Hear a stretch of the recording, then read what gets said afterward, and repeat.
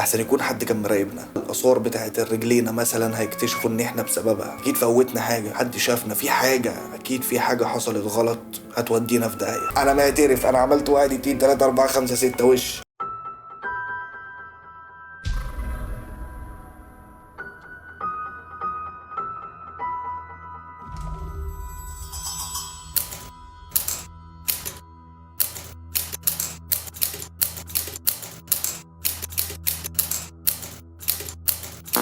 صباح مساء خير عليك يا جدع. طبعا في كل بدايه لازم نقول وحشتوني. مش عارف ايه اللي بيأخرنا والله. يعني عايز اقول لك على حاجه، المفروض ان كان 3 ايام بتوع العيد هيبقى في 3 حلقات خاصه هديه نحب في بعضينا فيهم بقى ونشخلع بعضينا بعيدا عن المواسم وبعيدا عن كل الكلام ده. ايه اللي حصل بقى يا جدع؟ رقم واحد، قاعد في امان الله بتفرج على نتفليكس ولا الويندوز وقع وانا بتفرج. ايه اللي حصل؟ في قمت قايم عامل ويندوز جديد، ظبطت تعريفات، نزلت برامج الفيجوال وبرامج الصوت وهادي كل البرامج وكل الهبل ده والاكستنشن بتاعهم والفي اس تي وكل البهدله دي. اول ما اخلص من هنا الاقي الويندوز وقع. نعم عايز ايه؟ ماشي عدت الكلام ده، مع العلم ان الكلام ده بياخد مني مثلا بتاع 18 ساعه ورا بعض كده. هتقول لي ليه؟ هقول لك انا شغلي كتير وبعمل في كذا مجال فبيبقى كلهم مفتوحين مع بعض، فعقبال ما بخلص وهيئ الجهاز ان ابدا شغل الموضوع بيبقى طويل، لان بفتح كمان كل برنامج واقعد كل برنامج اقعد اعمل الشورت كاتس اللي بشتغل بيها ومش عارف ايه. موضوع طويل كده ما يخصناش يعني. المهم دي كده تاني مره نمت يا معلم، صحيت يا معلم الاقي الويندوز بيقول لي في هاردين مش موجودين. افتش مفيش، اطفي الجهاز واشيل السلوك واركب واعمل مفيش، لحد اما في الاخر طلع ان الهاردين مخفيين ولازم اعمل لهم فورمات. اول هارد عليه كل الفيديوهات بتاعت مع الديبو بتاعت ديبو ستيشن، وعليه الانتروهات وعليه الفيجوال بتاعهم وعليه كل حاجه تتخيلها ممكن تتخيلها. حلوه دي. حتى المزيكا البارتيشن التاني عليه الالعاب وعليه الموسيقى وعليه الحاجات الشغل بتاع الراب وبتاع المزيكا اللي المفروض بعمله جديد بقى وافاجئكم بيه واوعى وبتاع. المفروض يتعمل لكل دول فورمات. ماذا سوف نفعل؟ من هنا يمين شمال فوق تحت عملنا فورمات. ادي كده عملنا ريكفري. طبعا انت عارف مواضيع الريكفري دي بتاخد وقت قد ايه. لحد ما رجعنا معظم الحاجات، يعني اعتقد 98% من الحاجه رجعت الحمد لله. يعني الحمد لله والشكر ليك يا رب، كل حاجه رجعت. اول ما رجعت يا معلم قلت خلاص انا كده كده في كام هارد راكب على الجهاز ملوش لازمه اما اشيلهم. شلت الهاردات طلعتها بره. هتستنى والله اوريهم لك اهو واحد واحد شلتهم. ارمي واستنى اخد نفس سيجاره بعد. شلتهم من هنا يا معلم ولقيت الويندوز وقع. ويلا بينا نعيد المرمطه تاني. خلصنا يا معلم المرمطه. فانا جت في دماغي حاجه، بس بعد ما سطبت البرامج وعملت كل ده وقعدت الكام ساعه اللي انا بقعدهم دول، قلت خلاص انا هجرب حاجه كده. ما اعرفش ليه جت في دماغي دلوقتي، بس الحمد لله ان هي جت. يعني يا ريت كانت جت قبل ما اعمل كل ده. قمت شايل حاجه من الجهاز من المذر بورد نفسها وركبتها تاني. اول ما عملت كده يا معلم الويندوز وقع. الله اكبر، طلع الويندوز نفسه اللي بايظ ولا ايه؟ من هنا لهنا سطبت ويندوز تاني 10 مليون حاجه كده وظبطت الدنيا وخلصت كل حاجه. بعد ما خلصت كل ده الفتره دي خدت مني قد ايه؟ خدت مني 8 ايام، اللي هو من اخر يوم رمضان لحد النهارده اللي هو 28. كل ده بعمل فيهم، مع العلم ان كان ال8 ايام دول المفروض ان الحلقات جاهزه، الفيديوهات جاهزه، والمفروض ان انا اصور بس يعني واخلص بقى، فاضل لي شويه تاتشات. فطبعا ما عملتش اي حاجه فاتاخرت عليكم. والسلام عليكم ورحمه الله وبركاته. بس برضه وحشتوني. شوف يا جدع، الناس اللي كانت بتسال ليه تليفوني مقفول، انا كنت قافل تليفوني من اول رمضان اصلا. افتحه كل فتره كده، كل كام يوم افتحه نص ساعه كده واقفله تاني. ليه؟ كنت عايز اصفي دماغي، كنت عايز اهدى شويه، والحمد لله هدينا يعني والله. حتى بمناسبه التليفون ده، انا اصلا كنت شغال كول سنتر. الكلام ده بقى له زمن، يعني بقى له زمن كتير، بتاع 2000 سنه كده ولا حاجه. اشتغلت كول سنتر ده لمده 20 يوم بالظبط. بس 20 يوم كانوا نكته يعني. كان في واحده اصلا شغاله، يعني هي جت بعديها بيوم. ما تفهمش بقى المدير بتاعي حاسس ان انا خبره ولا حاسس ان انا جامد فشخ، ما تفهمش. وقال لي دي هتتدرب تحت ايديك. قلت له انا؟ قال لي اه انت اللي هتدربها. يا عم انا مش فاهم حاجه اصلا، انت اللي هتدربها. قلت له ماشي هدربها، ما دربهاش ليه يا بابا انا معاك. خدت الموزه وقلت لها ده بيتعمل كده ده بيتعمل كده. المهم كان على اليوم مثلا العاشر 11 حاجه كده، لقيتها جالي حاطه لي حلقه في بقها. انا بصراحه بستفز جدا من مش كده، ومن 1000 سنه كان الموضوع برضو ايه، لسه الواحد مش واخد عليه انه يشوفه حتى. فبقول لها ايه اللي انت حاطاه في بقك؟ القرف ده عشم بقى يعني. انا المفروض ان انا ماليش دعوه يعني، بس عشم انت حاطاه في بقك ده مش عارف ايه. لقيت ردها مستفز، انت مالك انت مش عارف ايه، انا احط اللي انا احطه اعمل اللي اعمله، ما تكلمنيش كده. ايه الهرمونات اشتغلت ليه؟ ده انا هي كلمه اللي قلتها فيها ماما. فانا كمان ما تفهمش بقى الهرمونات بتاعتي اشتغلت كمان. قمت رازعها بالقلم، مع ان برضو ماليش الحق ان اعمل كده، بس قمت مديها بالقلم. هي بصراحه ما عملتش اي ردة فعل، لقيتها زعلت وقامت واخده بعضها ومختفيه من قدامي. لقيت الشباب بقى اللي في الفلور عمال طب ليه يا ابني اللي انت عملته ده وما ينفعش ومش عارف ايه. لقيت المدير بيندهني وبيقول لي تعالى عايزك، ورحت له في ايه؟ قلت له مفيش حاجه، حصل 1 2 3 انا اسف انا عارف ان انا غلطان ومش عارف ايه. قال لي ما ينفعش وعيب ومش عيب، حاول بقى تصالحها عشان الموضوع يتلم. المهم خرجت قعدت ادور عليها، طلعت في الحمام. قربت من الحمام كده واقف مستني، انا سامع صوت عياط بس مكسوف اللي انا هخش حمام الحريم، ما ينفعش برضه عيب، ممكن تلاقي جلابيه كده كلوت مقطع كده ما ينفعش يعني هنفضح. فضلت مستني لحد اما خرجت. انا اسف ما تزعليش انا غلطان، انا عارف ان ما ينفعش اعمل كده بس والله يعني غصب عني، انا بس عندي شويه مشاكل كده وطلعت فيكي، انا معتبرك اختي وحبه ايه تطبيل كده. لقيتها الموضوع هدي شويه. بس طول الفتره من بعد اليوم ده انا حاسس ان الناس كلها متضايقه مني كده، مخنوقين مني. قعدت 3 ايام الناس فاهمني مبدونه مني بطنها زي الزفت، ما اعرفش ليه بس عايشت يعني. انتوا مالكم انتوا بقى؟ ما اللي حصل هي خلاص يعني. اليوم الرابع يا جدع البنت ما جاتش. الموضوع كان غريب شويه لان انا عارف ان هي محتاجه الشغل، انا كانت بتتكلم معايا كتير وان هي ظروفها صعبه ومش عارف ايه فمحتاجه الشغل، او ما اعرفش ظروفها صعبه ازاي ولا هتحط لي حلقه في بقها بس عادي يعني. سالت عليها يا معلم مفيش محدش عارف عنها اي حاجه. اتصلت بيها لقيت واحده عجوزه اللي بترد عليا، ازيك يا حاجه كذا موجوده؟ ماتت. نعم بنتي ماتت. عماله تعيط وتصوير وبتاع. الله مين اللي مات؟ اللي كانت معانا هنا صاحبتي ماتت. عرفت الناس اللي في المكتب كله او في الشغل معايا كلهم وخلاص، ورحنا عملنا الواجب ورحنا حضرنا العزا وكده. امي كان في واحد في العزا شكله خوف فشخ، شكله مرعب كده، قال لي بص لي بصات غريبه. مره واحده لقيته جاي بيقول لي هو انت اللي ضايقتها؟ قلت له ضايقت مين؟ قال لي ماشي. قام سابني ومشي. عبيط انا. المهم عملت عبيط انا كمان ولا كانه قال اي حاجه، وخدنا بعضنا والايام بقت طبيعيه. بس يا جدع ما ادراك ان لحد ما اترفدت من الشغل كان في سكه مثلا 5 ايام كده ولا حاجه. ال5 ايام دول الشغل كله بيبص لي بصات ان هو مقتنع ان انا اللي قتلت البنت. ما اعرفش ليه هم مقتنعين الاقتناع ده، مقتنعين ان الالم اللي اديته لها هو اللي عمل لها حاله نفسيه فماتت. الكل بيعاملني معامله وسخه لدرجه ان انا اجي اسال حد اقول له يا صاحبي يعني سؤال في الشغل ولا حاجه او بطلب منه طلب، في ناس ما بتردش عليا اصلا. فالموضوع كان مستفز. انا زعلان من جوايا بس معلش مش الالم ده اللي هيموتها يعني. انا مالي يا عم، هي ماتت يعني ربنا يرحمها يعني، كلنا هنموت بس تتهمني بحاجه مش بتاعتي وده موت ما ينفعش تتهمني فيه. المهم اخره المطاف لقيت مديري بيكلمني بيقول لي يا ابني خلاص واخر يوم ليك في الشغل النهارده وشاكرين افضالك. ليه يا عم الحاج؟ مفيش رد مناسب. قلت له خلاص ماشي. قال لي هتيجي اخر الشهر تاخد فلوسك. قلت له لا حق ما بتزعلش، انت بتمشيني تديني فلوسي خلص الموضوع. هتقعدني لحد اخر الشهر يبقى انا هروح بيتنا يا باشا وهتحاسبني على الشهر كامل وانا قاعد في بيتنا كام يوم الفاضلين. قال لي يعني ايه؟ قلت له يعني هو ده الحق. المهم اتفقت معاه قال لي خلاص انا اديك فلوسك في ساعتها. وعديت على الحسابات في نفس اليوم، خدت بقيت حسابي وخدت بعضي ومشيت. وحرفيا الفتره اللي بعدها دي كانت فتره بهدله بالنسبه لي. انا شاب صغير ومحتاج حاجات كتير يعني، بقول لك من 1000 2000 3000 10000 سنه كده ولا حاجه. فالطبيعي اللي انا كنت محتاج اعيد حساباتي، محتاج افهم بقى دنيتي دي هتمشي ازاي. الموضوع بقى صعب جدا لحد اما دماغي جابتني، هي دماغي بتهفني في حاجات غريبه كده. المهم دماغي هفتني لمكان معين كده، مكان محافظه اصلا يعني. خرجت بره محافظه القاهره خالص ورحت عشت هناك، ورحت خدت شقه هناك وبتاع، وفي صيد جنبي ومش عارف ايه بحر والدنيا جميله يعني. وهناك يعني يعتبر انا ما كنت شغال، كان هو معايا حبه فلوس كده عمال اصرف منهم بس ايه بالراحه قوي.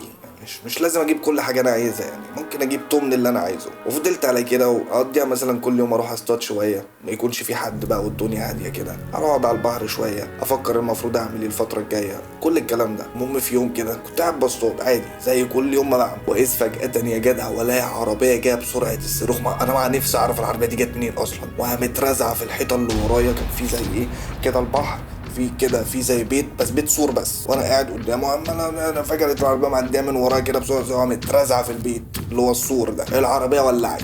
الطبيعي ان انا اتنفضت شويه لحظه، قمت جاري على العربيه بسرعه ببص كده لقيت في واحد جوه. فببص عليه انا حاسه ان هو لسه صاحي عمال يعمل كده وبتاع، وتحس ان هو جسمه خلاص مكسر ومش قادر يتحرك. فبقول له اطلع بسرعه اطلع العربيه هتولع. انا خايف اقرب اصلا، انا من بعيد كده وباصص اطلع بسرعه الحق. الراجل بيمد لي ايديه ومش قادر اللي هو تعالى ساعدني. قمت جاري بسرعه ماسكه بطلعه من العربيه. انا كل ده خايف لحسن النار تمسك فيا انا ولا العربيات فرقع زي الافلام وانا مش ناقص. قمت شده بسرعه بره العربيه وبكحرته كده. وانا بكحرته خدت بالي من حاجه على كرسي العربيه، كان في كيس ابيض كبير كده. قمت رايح ماسكه قمت واخده كمان وشدد الراجل بعيد عن العربيه. لقيت الراجل عمال دايخ مش قادر يتكلم وعمال يعمل كده بس هو ما كانش راجل كبير، هو كان شاب سكه مثلا 25 سنه 24 سنه اللي هو في الرينج ده يعني. يا عم فوق، طب مالك، طب مش عارف ايه، ما هو بيردش ومش قادر قادر، وعمال بقى اللي هو خلاص انت بتطلع بالروح ولا بتموت ولا انت ايه نظامك يعني، انا مش قادر احدد هو ماله. فبقول للراجل طب معاك موبايل حتى اتصل بحد، اتصل بالحكومه، اتصل بالاسعاف، اي حاجه. وعمال احط ايدي اجيبه لقيته عمال يشاور لي على العربيه زي ما يكون بيقول لي الموبايل في العربيه. فبصراحه الشجاعه خدتني شويه، قمت رايح على العربيه ولسه همد ايدي اجيب الموبايل، فلقيت في محفظه كمان، قمت واخد الحاجه ولقيت شنطه صغيره قمت واخدها هي كمان، واخد الموبايل وقمت خارج بسرعه. جريت بمسك الموبايل عايز اتصل بالاسعاف، مفيش شبكه خالص. الموبايل نفسه تحسه انه خلاص ما تفهمش بقى سخن ولا ايه اللي جراله، مش عايز يرد، مفيش شبكه اصلا. فبمسك الشنطه التانيه بفتحها لقيت فيها شويه حاجات كده وقطاره ومش عارف ايه، المهم قمت سايبها ما لقيتش فيها موبايل. فبمسك الكيس الابيض الكبير ده بفتحه كده، واقيس فجاه يا جدع اول ما افتحه الاقي فيه بودره، مش دقيق، لا بودره اللي انت عارفها اهو، هي شمال الهقه. بصراحه اول ما شفتها انا دماغي اتقلبت 180 درجه، تفكيري كله بقى في حته تانيه. عشان ما اكدبش يعني، انا خلينا صراحه في الحته دي، بودره وموبايل نضيف ومحفظه وشنط وعيل شكله فرفور وخابط في عربيه، موضوع باين. بس الكيس كبير، ده تاجر مش شاب جاي يتعاطى يعني. بعيدا عن كده دماغي برضو كان فيها لو اتصلت بالحكومه ولا اتصلت بالاسعاف هيجوا يلبسوني تهمه انا، ويقعد يقول لي حواسين وجيم واتش واس وانا مش ناقص، وانا ماليش فيه ان انا بقعد اتسال الاسئله دي. بعيدا عن كل ده الكيس الابيض ده اصلا يخليني ملك، يعني فلوس كتير، وانا ظروفي كانت زي الزفت بصراحه. كل اللي لقيت نفسي بعمله اللي انا باخد الشنطه وباخد الحاجات كلها، وقمت مفتش الواد واخد ساعته، كان معاه ساعه بنت كلب، خدت كل حاجه وقمت قالب من المنطقه كلها. رجعت على البيت بتاعي خدت كل حاجه وقمت واخد بعضي وعربيه زي الفل على القاهره، ورجعت يا معلم القاهره. اول ما رجعت القاهره ما كنتش عايز ارجع على بيت اهلي بقى وبتاع مش عارف ايه، ما فكرتش غير في حاجه واحده، واحد صاحبي اسمه منصور قريب من البيت بتاعي وعايش لوحده وحبيبي جدا وعمره ما هيقول لي لا. قمت رايح قاعد معاه، خبطت عليه صوره، عامل يا منصوره اخبارك بتاع ايه، هو في 1 2 3 وعايز بس ايه اقضي كده اسبوع ولا حاجه ل 10 ايام عندك. قال لي يا باشا اتكلم في ايه، ده بيتك انت ايه، ده احنا اخوات وعشره عمر، خش يا عم طرطر براحتك. قمت داخل على الشقه. منصور زي ما قلت لك كان عايش لوحده، عايش في الدور يعتبر الاخير اللي هو فوق السطوح على طول. منصور من النوع اللي بيشتغل 100 شغلانه في اليوم الواحد. تقول لي ازاي، اقول لك ما اعرفش. الشاب بقى من الشباب الجدعان اللي هم بيعرفوا يجيبوا القرش وبيعرفوا يشتغلوا ورجاله تعتمد عليهم يعني. المهم منصور قال لي بيتك يا جدع، اعمل بقى اللي نفسك فيه، انا هاخد بعضي عشان عندي شغل كده ومش فاضي وانت فاهم. قلت له انا عارف انا مش هشوفك اصلا، خد راحتك يا معلم. اول ما منصور مشي انا ما جاش في بالي غير ان انا عايز اخبي الحاجه اللي معايا دي، وبعد كده بنشوف اللي هيتم، انا هبقى غني فشخ. انت شايف الحاجات دي لو بعتها دين امي. قمت طالع فوق السطوح ظابط الاداء ومخبي الكيس ومخبي الحاجه وزي الفل وكده تمام، وقمت واخد بعضي ونازل ولا كأن في حاجه حصلت بقى. وفضلت يا جدع من ساعه ما خبيت الحاجه وانا مركز مع نشرات الاخبار، انا ما بحبش اركز معاها اصلا في طبيعتي يعني. بقيت مركز مستني اي خبر عن الواد ولا العربيه ولا الحادثه ولا الكلام ده. يوم التاني مفيش اي كلام خالص ولا خبر عن الموضوع ولا اتكلموا عنه اصلا، لحد اما في يوم كده بالليل لقيت منصور بيقول لي بقول لك ايه، ما تيجي ننزل نقعد على القهوه نخربها شويه وبتاع، ما يلا بينا. قلت له بقول لك ايه، لا انزل انت انا مش قادر، خلينا انا قاعد شويه انا عايز اريح. المهم منصور خد بعضه ومشي. اول ما منصور نزل يا معلم قمت طالع زي الصاروخ جايب الحاجه كلها ونازل عايز اعرف بقى الشنطه اللي كانت موجوده دي فيها ايه، اللي هي الشنطه التانيه وايه الحاجات دي بقى كلها. قمت واخد بعضي ونازل فاتح ايه الشنطه في الشقه. المحتويات كلها بعد ما فتشت كل حاجه انا لقيت معايا ساعه ونضاره ومحفظه وقلمين وموبايل ومفاتيح وشويه قطرات كده اللي هي بتتحط على العين والمناخير ده، بس من غير التيكت بتاعها يعني انت ما تعرفش الدواء ده نوعه ايه ولا القطرات دي ايه. وطبعا الكيس الكنز اللي هو الابيض ده الهقه. المهم يا جدع قمت لابس الساعه في ايدي، كنت فرحان بشكلها فشخ، وقلت انا لما الدنيا تهدى كده اخد الحاجه الباقيه وانزل ادفنها في اي مكان واخفي عنها كل معلوماتي بقى وادفنها في اي مكان وخلص الموضوع. وعمر ما حد مثلا يكون واحد ميت في محافظه كذا يجوا يدوروا هنا على حاجته وخلص الموضوع ولا كأن حاجه حصلت. بس كان عندي مشكله واحده، ان انا محتاج فلوس، مش هفضل قاعد ومعلش يا منصور ومش عارف ايه والكلام ده عيب يعني، وانا فلوسي خلاص ابتدت تخلص. ما كانش قدامي حل خالص غير واحد كده انا اعرفه اسمه عم سمير بتاع الدهب في المنطقه عندنا. عم سمير بتاع الدهب ده كان يعني شغل خواجات كده، شغل فنادق، سافر بره كتير وعاش بره كتير وفتح محلات بره كتير، فعنده نظام تاني كده، نظام المراهنات والحوارات دي مش موجود عندنا يعني ولا كنا نعرف عنه حاجه. بس عم سمير كان بيعمل مع الناس حبايبه والناس اللي يعرفهم كده، تديله مثلا حاجه غاليه يخليها عنده يديك فلوس، لو ما جبتش الفلوس في الوقت ده ياخد الحاجه وحوارات كده، ولو جبت الفلوس بتجيبها بفايده، حوارات كده يعني. النظام اللي شغال عندنا انا اصلا اللي هو انا عايز اشتري مثلا تلفزيون، بروح للراجل يجيب لي التلفزيون ويقسطه لي. هو نفس النظام، بس ممكن انت تديله حاجه هو يديك مكانها فلوس. عايز فلوس ويديها لك عادي، ويبقى تاخد منه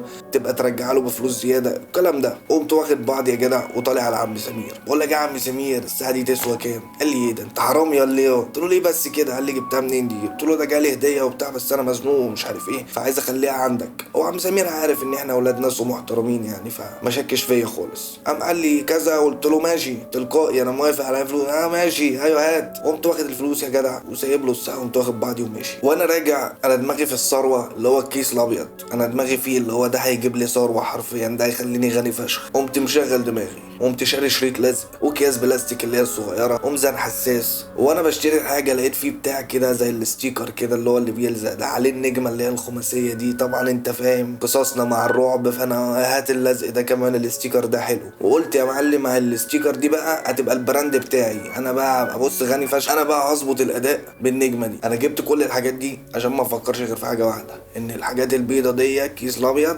الهقه انا لازم اقسمه على اكياس وابيعه، لان الطبيعي ان هيكسبني ده. بس انا مش فاهم شويه. اول ما رجعت قعدت شويه وبتاع لقيت منصور جه، قلت له بقول لك يا منصور يلا بقى على القهوه وبتاع وتعالى نخربها النهارده. قال لي يا ابني والله بص انا معيش غير ساعتين. قلت له يا عم تعالى نقعد الساعتين دول على القهوه مش عيب يعني. المهم خدنا بعضنا ونزلنا قعدنا على القهوه، واحنا قاعدين انا شغلت دماغي شويه. قلت له بقول لك ايه فاكر مختار؟ قال لي مختار مين؟ قلت له مختار صاحبنا اللي بقى ظابط وبتاع. قال لي اه طبعا فاكره. قلت له ما تتصل بيه كده وتعالى نجيبه وبتاع نقعد شويه، وحشني بقى لنا زمان ما شفناهوش. قال لي تصدق على رايك تعالى نتصل بيه، هو كده كده برضه هيبقى مشغول مش زينا يعني، هنقعد 10 دقايق كده ربع ساعه ونمشي على الاقل نرجع ايام زمان. قلت له خلاص خلصانه. اتصلنا بمختار، مختار قال لنا يا ولاد الايه طب تعالوا لي وبتاع هنقعد ايه في مكان كده هو بيقعد فيه بدل ما ننزل منطقه عشان ما فيش وقت ومش عارف ايه. ماشي. قمنا واخدين بعضنا ورايحين له. رحنا قعدنا بقى وعيشنا. قال لي اعمل ايه يا زميلي اخبارك؟ خليت سنه والدنيا وانت بقيت تعمل ايه دلوقتي وانت شغال فين وبتاع. وانا طبعا ايه اللي هو مكسوف شويه، انا شغال 11 شغلانه في اليوم وظابط الاداء، وده ظابط تعب وشيء عشان يبقى ظابط طبعا، وانا لسه ايه فاهمني. المهم في وسط الكلام كده انا جايب مختار لاجل بقى الكلام ده اصلا يعني، بس كنت عايز اجيبه بالطريقه واحده واحده كده. فهمت دنيا الهقه دي وعرفت بقى الحوار ماشي ازاي وبتاع من الاسئله. هو طبعا اكيد خبير حتى لو مش شغال في القسم ده، فهو هيبقى عارف عنه لان كلهم اصحاب في بعض كظباط يعني. بس انا مشكلتي من كلام مختار كان حاجه واحده، ان كلامه كله عن التجار الكبار وازاي مسكوا تجار كبار وازاي مش عارف ايه من التجار الكبار. انا مش تاجر كبير، انا معايا حبه كده عايز ونجيب التوتو والسلام عليكم. فالكلام برضو ما فادنيش قوي، بس خدت خلفيه عن الموضوع. المهم يا جدع في نفس اليوم طول الليل عمال افكر واشغل دماغي للحبايب بقى. الحبايب كتير الحمد لله، فقعدت افكر لحد ما افتكرت واحد من الحبايب زي الفل. كلمته وبتاع وفهمت منه شويه، وكلمت واحد من الحبايب تاني والحبايب تالت والحبايب رابع، لحد ما بقيت نوعا ما فاهم يعني ايه شغل شارع بقى، ازاي وامتى، والطياري والعليوي والضريبي والفتيشي وحاجات كده كتير واسامي ومصطلحات، وعرفت ازاي كده وازاي كده. خدت الخلفيه الجميله يعني. ربنا يخلي لنا الحبايب. وجت عليا فتره من بعد ما فهمت كل حاجه كنت بفكر تفكير غبي شويه، ان انا اتصل بالبوليس اصلا اقول له مكان الراجل والعربيه وكل حاجه، وفي نفس الوقت خايف ان انا اتصل بيهم اصلا واقول لهم حاجه زي كده. بس حرام برضو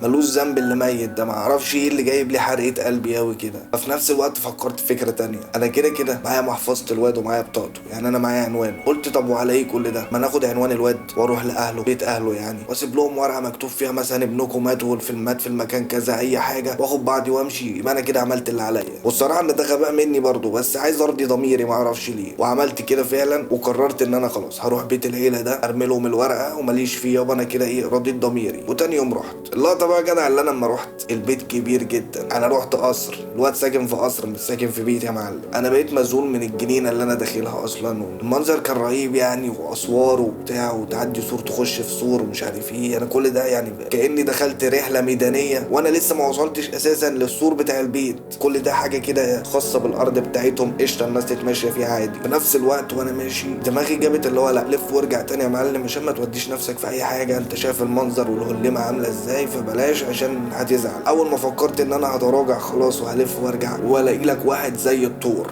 واحد 70 متر فوق 200 متر عرض، تنين مجنح بودي جارد، بيقول لي انت المدرب الجديد. بصراحه عشان ما اكدبش انا اصلا كنت خايف قبل ما اشوفه، فلما هو خدني الخضه دي وقال لي انت المدرب الجديد ومش عارف ايه، انا لقيت نفسي لوحدي بقول له انا المدرب الجديد، مع اني كان ممكن معاه يعني لو كنت هادي شويه كنت قلت له انا بتفرج على الكلاب، بتفرج على الجنينه عادي يعني، واخد بعضي وامشي. بس انا لقيت نفسي خلاص لبست اللبسه وقلت له انا المدرب الجديد. لقيته خدني اتفضل اتفضل اتفضل يا فندم اتفضل، وانا عمال اتفضل فاهمني، اتفضل اتفضل لحد ما بقيت جوه القصر وانا عمال اتفضل. خلاص اتفضلت، قال اتفضل اقعد هنا، اتفضلت قعدت هنا. لحظه واحده يا فندم وهيكون معاك مش عارف مين. قلت له ماشي انا مستني مش عارف مين. روح هاته حبيبي. هو مشي من هنا وانا سامع من فوق، سامع في الدور التاني صوت ذئب بشري، تنين مجنح بيتكلم، وليا عماله بتصرخ انا عايز ابني وخلاص، هاتولي ابني انا عايز ابني. ابني راح فين؟ عماله تزعق جامد، وانا طبعا ترجمت هي بتزعق عايزه ايه. واذ فجاه انا ليلك من على السلم نازل لي باشا، راجل محترم كده شكله نضيف ابن ناس فاهمني، تحسه ان هو ايه تاجر مخدرات كبير.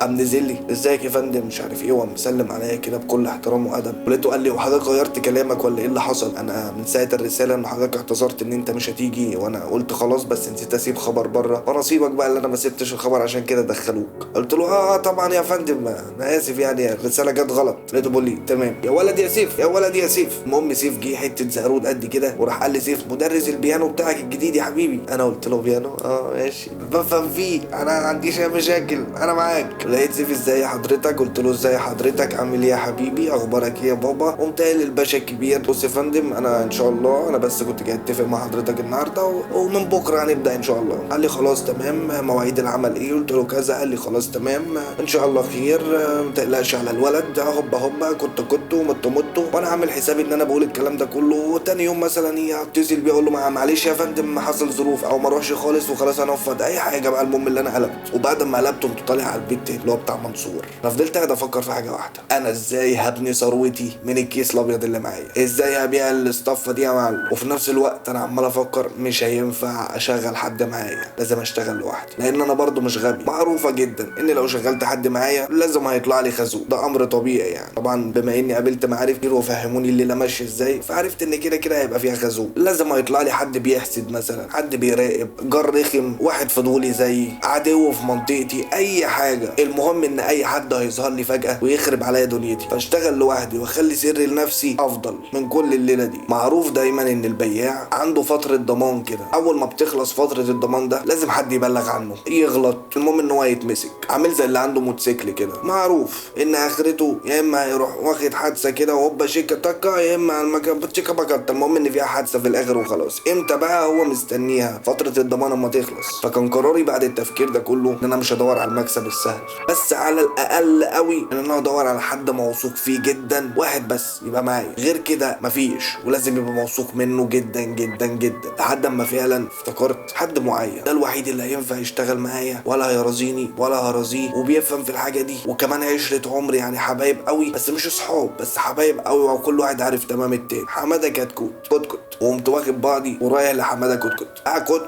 كتكوت كل ده انا تحت بيته اصلا فاهمني، اللي هو بقى ايه مرازيه. كتكوت لقيت واحد طالع لي فاهمني بالسلب، يا عم انت يا جيبو عامل ايه يا عمنا اخبارك ايه يابا الدنيا ماشيه ازاي يا حبيبي فينك يا زميلي وحشني يا قناص. قلت له بقول لك ايه تعالى عايزك. اول ما نزل وبتاع خدته مشينا هوب يمين شمال، وقفنا في حته هاديه. قلت له بقول لك ايه الشنطه دي جات لي هديه، حظي جالي لحد عندي وانا قلت اشاركك في الحظ ده يا معلم، ايه رايك يا كتكوت؟ انا لقيت كتكوت مبرق اللي هو ايه هيقتلني وياخد الكيس، تحس ان هو اللي بقى بيشد. قمت حاطط ايدي كده عند كتكوت ورافع له وشه وقلت له بقول لك يا كتكوت الحاجه دي تتباع هتخلص، فيش تاني ولا بياعين ولا تجار ولا الكلام ده كله، الحاجه دي تخلص كده احنا تمام قوي وعنب وعملنا فلوس حلوه وصباح الفل. موافق يا كتكوت؟ قال لي انا موافق يا عمهم بس في حاجه، احنا هنبيع الحاجه دي ازاي؟ قلت له يعني ايه؟ قال لي انا الحبايب كتير حواليا بس ما ينفعش اتصرف عشان المعلمين كلها عارفاني، فانت لازم انت تقول لي ابيع ازاي وانا هبيع لك ما تقلقش. قلت له سيبها عليا انا هظبط لك الدنيا وهقول لك تعمل ايه، المهم انت معايا. قال لي معاك يا عمهم. قلت له صباح الفل، وخدت بعضي ومشيت.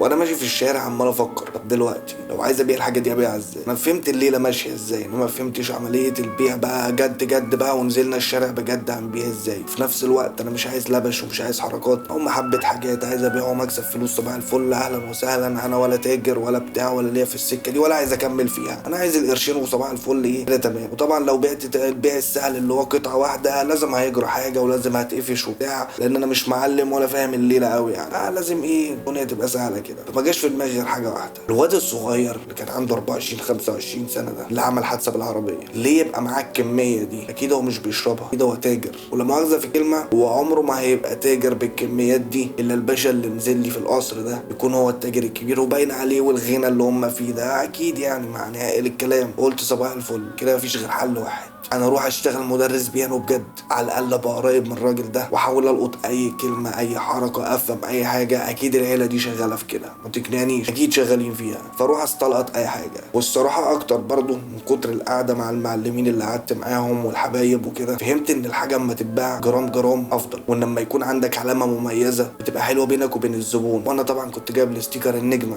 انا ذكي يابا. ده غير كمان ان انا مش محدود بسعر، انا ولا شاري الحاجه دي ولا شغال فيها، ده هي هديه جت وخلاص. فلما ابيع منتج نضيف وبسعر قليل صباح الفل، احط لهم النجمه هيعرفوا الحاجه بتاعتي فيشتروها بسرعه، فاخلص من الليله دي بسرعه. وبعد كده قمت راجع لكتكت، قلت له بقول لك يا كتكت انا هديك اكياس، لو حد عايز اي جرام 2 مش عارف ايه قشطه انا موجود. قال لي صباح الفل حلو قوي كده انا اعرف اتعامل. وفعلا عدت الايام يا جدع، بقيت هو ادي الكتكت الكيس هو يروح يبيعه، انا اروح ادي درس البيانو والقط الكلام والقط الدنيا ماشيه ازاي. وبقت ماشيه كده والايام دايره على الاكشن ده بس، وكله كان ماشي طبيعي وزي الفل. لحد اما فجاه معلم كنت قاعد انا ومنصور مختار الظابط، لقيت مختار بيقول لنا صدقوا ده احنا مش عارف ايه وحصل النهارده كذا، وكان على الطريق السريع كذا وعلى طريق مش عارف ايه وفي محافظه كذا كان في عربيه راشقه في سور ومفرقعه مش عارف ايه. يلا ده لو العربيه يا معلم. قلت له طب هي العربيه دي كانت سايقه لوحدها ولا ايه يا عم مختار؟ قال لي لا ده قريب جدا هنلاقي السواق وهنعرف مين اللي كان سايقها، واعتقد ان في احتمال انه يكون عايش كمان لان ما لقيناهوش جنب العربيه. انا كده ان هو اتحرك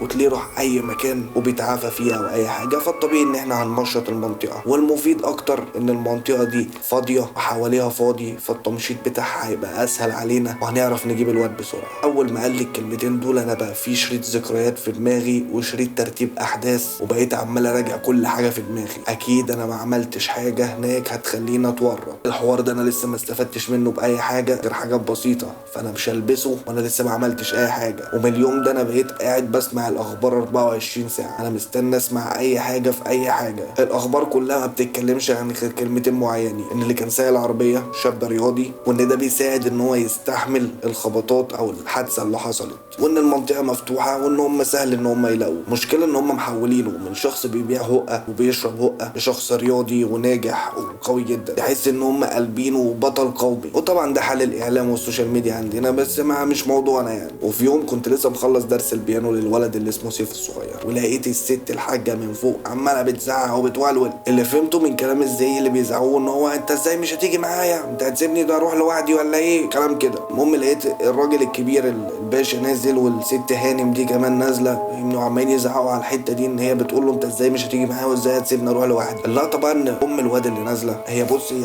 حاجات داخله في بعضها كده، لطيفه جميله ظريفه وذكيه، ست ذوق جدا، بتبص في عينيك وهي بتكلمك وقليل قوي من الستات اللي بيعمل كده، حاجه ذوق كده يعني، حاجه تعجبك، حاجه فرازه. فلقيتها بتبص لي جامد كده، فبقول لها على فكره حضرتك لو حابه يعني اجي انا معاك اوصلك مفيش اي مشاكل، انا والله ما اعرف حضرتك رايحه فين بس انا بحاول اساعد يعني. انت بتقول لي حضرتك مين؟ لا انا مدرس البيانو. فلاقي جوزها بقول لي ايوه روح وصلها عادي يعني، لو في طريقك روح معاها. انا يا ستي مش فاضي انا ورايا بلاوي، وقعد بقى يزعق فيها فاهمني. فقمت واخد الوليه وعلى بقها. اول ما ركبت العربيه بتاعتها معاها انت بتقول لي انا اسفه ما تعرفتش على حضرتك كويس وبتاع، وقعدت بقى تسالني بعد ما عرفت كل معلومات بسيطه عني اللي هو كاننا بنتعرف على بعض مثلا. لقيت الاسئله الغريبه بدات بقى، هو انت ينفع تيجي معايا الكنيسه؟ قلت لها هاجي معاك الكنيسه ليه انا بوصل حضرتك يعني؟ قالت لي لا انا مش حابه اروح لوحدي انا خايفه انا مش عارف ايه. قلت لها طب ما فيش مشاكل هاجي معاكي عادي ما عنديش اي مشكله. الصراحه جدع من كتر عياطها ومن كتر الكلام اللي كانت بتقوله انا كنت خلاص شويه وهعترف واقول لها انا عارف هو فين، ولا انا اللي عملت كده. كنت عايز اعترف باي حاجه المهم هديها لانها كانت منهاره على الاخر فعلا، وهي كانت ست لطيفه بصراحه يعني محترمه جدا. وفضلت معاها في الكنيسه لحد ما صلت ابني وقعدت تدعي والكلام ده عشان ابنها يرجع لها والحوارات دي كلها. قمت واخد بعضي قلت لها سلام عليكم وانا بقى يعني شكرا كده، وقمت واخد بعضي وماشي. انا لقيت نفسي قريب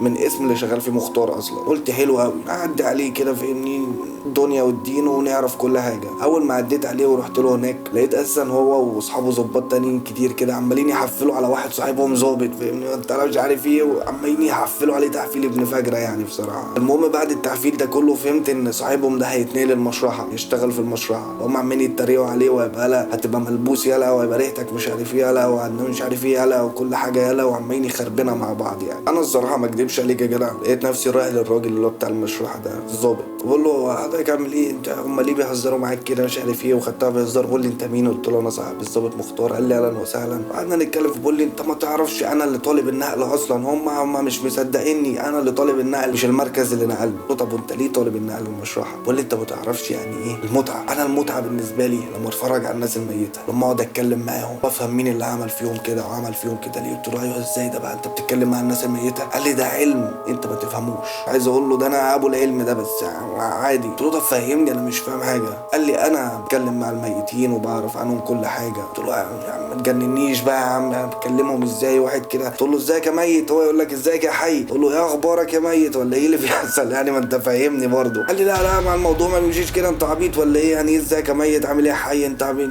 انت عايز اقول له انت ان انا غلطان اني اتكلمت معاك اصلا. المهم طلع ان هو ايه يعني بتخيل ان قشطه انا ممكن اتكلم مع الميتين يعني، اللي هو لما يحللهم ويشرحهم ويفهم ماتوا ليه كده اتكلم معاهم. طلع هبل. المهم بعد ما اتعرفت عليه بقينا اصحاب يعني، ورحت المختار شويه ومش عارف ايه، وخدت بعضي وطلعت على البيت عند منصور والدنيا جميله. بس كانت دماغي بتاكلني من ساعه ما شفت ام الوليه وام الواد في القصر وهي مقطعه قلبي بصراحه، ومش عارف اعمل ايه، وضميري ابتدى يأنبني تاني انا لازم اقول لها على كل حاجه. قلت ما بديهاش.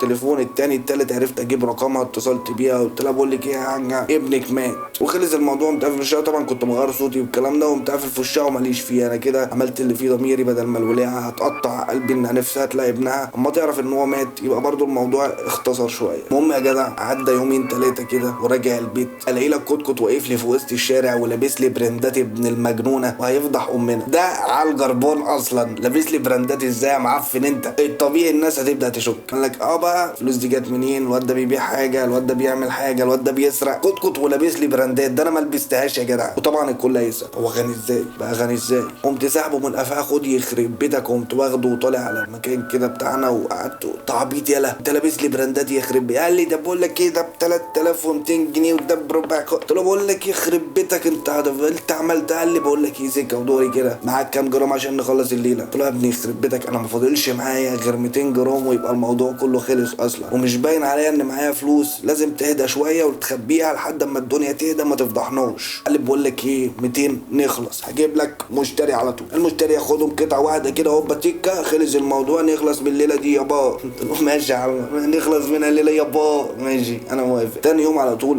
لقيت كتكوت بيكلمني وقال لي ان المشتري جاهز، وقال لي العمليه دي بقى هتامن مستقبلنا وهتخلينا زي الفل. كنت عايز اقول له يعني بعد ما بعنا كل ده هم ال 200 جرام دول اللي هيامنوا مستقبلنا؟ انت شكلك شارب حاجه. المهم عديتها له يعني ايوه خلاص ماشي يلا بينا. قال لي بس في مشكله ان انت لازم تيجي معايا في الطلعه دي. قلت له بقول لك ايه انا متفق معاك من الاول، انا ولا رايح ولا جاي ولا هزعر، انت اللي في الوش وانا بره عني يابا. انا عايز اخلص من الليله دي، اخد فلوسي امشي خلاص شكرا، فاحنا نخلص من امهم وصباح الفل. قال لي يا قناص اسمع مني يا قناص، انت هتيجي معايا في لحظتها هنخلصها، خدها تدي ودي وناخد بعدنا ونمشي ونلعب بالشكل الودي وناخد السدي. قلت له ماشي يا ودي يلا بينا هندي. وفعلا خدت بعضي وقابلت كتكوت ورحنا مع بعض. رحنا بار كده كان في المعادي، فضلنا قاعدين في البار اقل من نص ساعه بالظبط، والاقي لك بابلو اسكوبار داخل علينا يا جدع، ويبقى ايه الجزم البيضه الطويله دي والجينز اللي هو عليه بوسترات مش عليه تيكيتات عليه بوسترات، والقمصان اللي هي المشجره دي، وحاطط القميص جوه البنطلون ومطلع فرده وسايب فرده من القميص، وبص روش، والحزام بقى ابو توكه ده، ولابس كاب فاهمني اللي هو الاديداس ده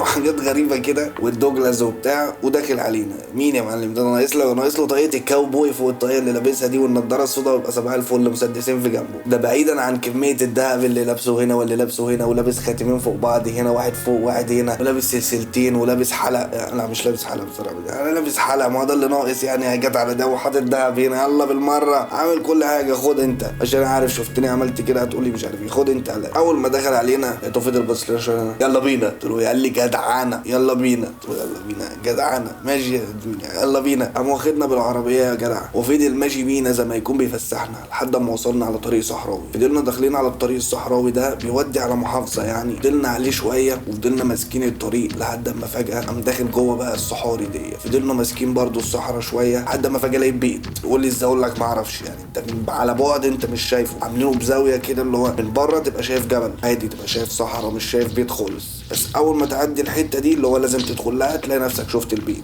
اللقطه اللي انت اول ما تقرب من البيت بتحس ان انت دخلت فيلم مكسيكي، دخلت فيلم باراجواي، دخلت فيلم برازيلي حاجه كده. العيال قلعه ولابسه برازيل جينز بس ولابس شورت بس، العيال قلعه من فوق، واللي دار التاتو اللي من غير تاتو، اللي وشه عليه تراب والمش عارف ايه، وكلهم ماسكين سلاح وكله ماسك آلي يا معلم، وفي منهم عيال صغيره كمان. الموضوع كانك دخلت فعلا حرفيا فيلم اجنبي. دول مش مصريين بس هم مصريين يعني شكلهم باين، بس الطريقه والتعامل انت تحس ان انت مش في مصر. المهم عدينا الحراسه دي دخلنا البيت. اول ما دخلنا لقيت راجل وست قاعدين اساسا في الصاله عاديين جدا، راجل وست كانهم عادي زي اي راجل وست في بيت. عدينا الصاله في اوضه كده كانك ماشي صاله، بعد كده في طرقه صغيره، الطرقه دي فيها كذا اوضه، في النص في اوضه في الوش. دخلنا الاوضه اللي في الوش دي في باب، افتح الباب انت ما تفهمش بقى باب جوه الاوضه تاني ليه، تخش جوه الباب ده تلاقي سلم كانه صندره كده، تنزل تلاقي نفسك انت نازل تحت الارض يا معلم. تنزل من هنا وتلاقي كميه رجاله يخوفوا بلد، وكلهم عمالين يرصوا في هقه وبلبقه وشرققه وابيض وبني واخضر وكل حاجه، وعمالين يرصوا يا معلم، وفي احترافيه في الموضوع ومكن، اللي هو تحس ان انت دخلت ورشه، مصنع مش ورشه. الصراحه انا اول ما شفت المنظر ده ما جاش في دماغي غير حاجه واحده، هو كل الليله دي عشان 200 جرام في حاجه غلط، انا مش فاهم. قربت من كوت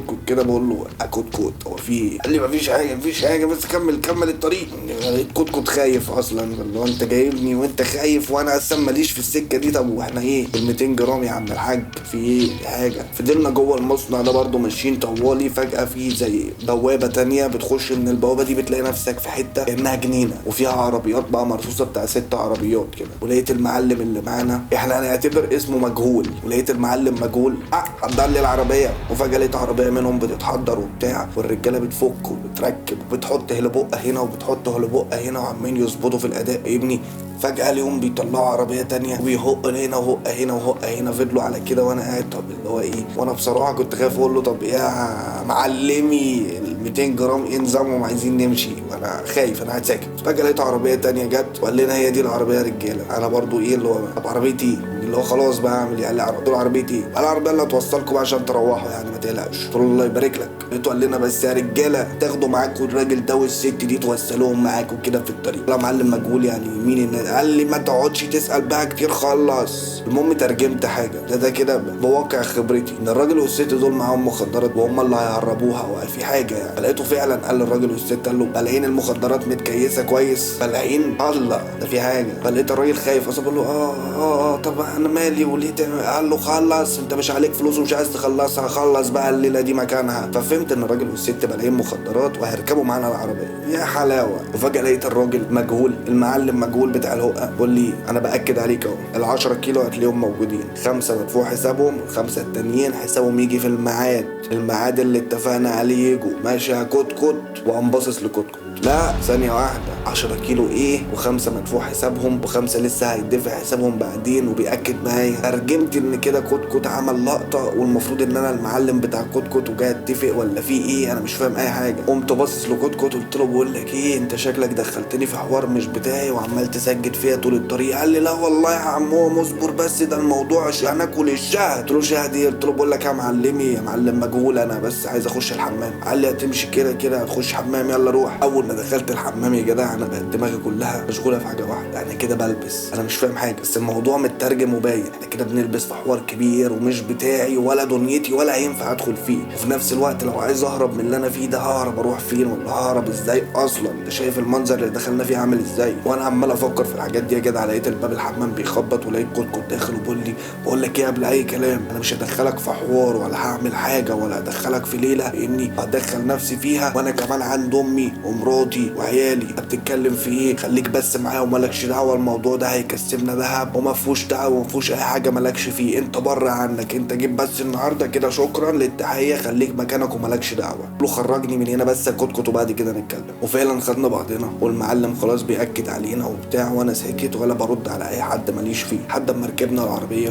وكتكت هو اللي بيسوق وانا جنبه والراجل والست ورا واخدين بعضنا وطالعين. طلعنا من الصحراء بس ما خدناش الطريق الرجوع، خدنا الطريق العكس. فبقول له احنا رايحين فين كده؟ قال لي احنا هنلفها من مكان تاني ما تقلقش. قلت له يا عم معاك بس خرجني من الليله دي. فضلنا ماشيين على الطريق لحد اما فجاه لقيت كمين في وشنا. قلت له بقول لك يا كتكت ده في كمين في وشنا. قال لي مالكش فيه، عيب عليك انا مظبط كل حاجه. قلت له مظبط ايه؟ قال لي مالكش فيه. قلت له انت شكل الليله كبيره وفي حوار كبير انا مش فاهم اي حاجه. قال لي عيب عليك يا عموم خليك بس معايا. واول ما جينا عند الكمين قام واقف وقام مطلع راسه. الله باشا باشا الراجل والست هم. اول ما قال الكلمتين دول يا جدع انا لقيت عساكر بتطلع من تحت الارض، ما تفهمش جم منين، وبالبيبان بتتفتح والراجل بيتشفت والست بتتشفت من العربيه وبيتكلبشوا ومش عارف ايه. ولقيت الظابط جاي بيقول له كتر خيرك يا كتكت شكرا على المساعده وبتاع. المهم ان هم بالعين مخدرات. قال له اه يا باشا بالعين والله، امال انا اتصلت بحضرتك ليه؟ قال له طب يلا يلا طير. لقيت كتكت قام مزود بنزين وسحبيه. اول ما سحبنا قلت له بقول لك ايه اللي حصل ده انا مش فاهم اي حاجه. قال لي عيب عليك يا عمو، انا قلت لك انا مظبط كل حاجه وظابطها. قلت له ده انت معلم بقى انا مش فاهم برضو اي حاجه. قال لي سكه ودوري الراجل والست دول كان عليهم فلوس للمعلم مجهول. المعلم مجهول كان في حوار كده بتاع ال10 كيلو دول، انا قلت له 5 خلصك من الراجل والست دول وال5 التانيين هنخلص كذا، والفلوس اللي انا خدتها منك ما جبتش غير الطقمين دول واديته الفلوس. قلت له ايوه وبعدين؟ انا كده ابتديت اترجم. وبعدين قال لي بس انا ظبطت الظابط وقلت له ان انا اعرف مش عارف ايه وفي حوار وانا هجيب لك الرجاله لحد عندك والراجل والست اللي بيهربوا دول. الظابط ما صدق وقال مصلحه. الظابط خد الراجل وخد الست وانا خدت البونت عند المعلم مجهول، واحنا خدنا ال10 كيلو يا معلم وعدينا صباح الفل. قلت له ده انت شطان بس انا حاسس ان انا ناقص باللي حصل ده. قال لي بره عنك يا عموم، انت كانت مهمتك اللي انت المعلم بتاعي وجاي بس معايا عشان هو عايز يشوف ان في ناس معايا وان الليله شغاله، مالكش فيه بقى. انا هبيع ال5 يابا والفلوس هتحضر وهتاخد نصيبك وهاخد نصيبي وهرجع الفلوس للمعلم مجهول بتاعته وصباح الفل وكله تمام. قلت له مش عارف ليه انا خايف وحاسس ان في حاجه هتحصل وانت دخلتني في ليله بس مش عارف اقول لك ايه يا كتكت. وفعلا واحنا في الطريق وصلنا كده المكان كنا خلاص يعتبر دخلنا القاهره يعني. طبعا كتكت واقف لقيت واحد جاي له بيقول له يا معلمي. قال له اتفضل يا باشا مش عارف ايه. لقيته اداله ال5 كيلو الاولانيين. قمنا واخدين بعضنا وماشيين. قال لي شفت بقى يا معلمي اهو اول 5 طاروا انت حسيت بيهم كده خلصنا من المعلم مجهول، فاضل له فلوس ال5 التانيين ودول اللي هيبقى فيهم مصلحتنا. قلت له يا عم خلصانه اللي انت شايفه بس بره عني الكلام ده برضه. وخدنا بعضنا ورجعنا المنطقه. جه بيقول لي الحاجه قلت له يابا ماليش فيه، الحاجه تخبيها عندك ترميها تكسرها اعمل بقى اللي انت عايزه، وهجيب لك الاكياس وهجيب لك النجوم الاستيكر وهجيب لك كل حاجه اديها لك وبره عني. قال لي خلاص متفقين. وفعلا اديته كل حاجه وخدها وبتاع وروح هو وانا قمت طالع. انا نمت يا جدع. صحيت على خناقه بنت كلب في الشارع وسويت وزعيق وصوت كلاكسات حكومه وفي حوار. الطبيعي ان انا كنت اشوخ على نفسي. جريت على البلكونه بص اشوف في ايه، الاقي مرات كتكت ماسكه في خناقه في الشارع وبتقول له يا بتاع الهقه معفن انت تدخل الكلام ده في بيتك، انت ترضاها على مش عارف مين، انت مش عارف ايه، والحكومه مكلبشه كتكت وال5 كيلو في ايد الظابط